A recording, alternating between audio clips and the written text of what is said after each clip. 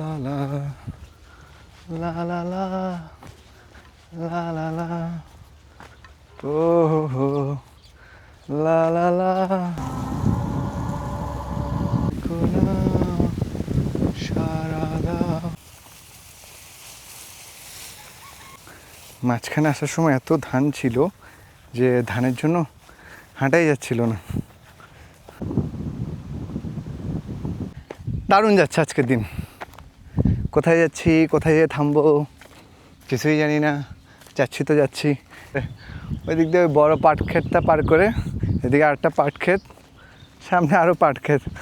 তা আজকে এখন সময় কাটছে অবশ্য পাট খেতে।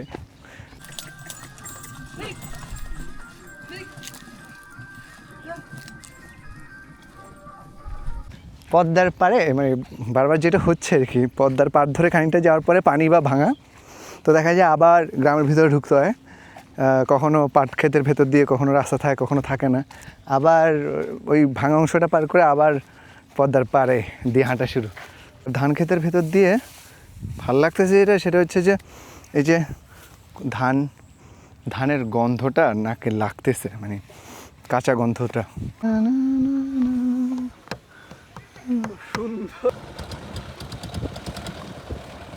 মানে এই চারপাশটা কি যে ভীষণ সুন্দর। আর এখন সন্ধ্যাবেলা, মানে এখন বাজে অলমোস্ট 6টা বাজতে চললো।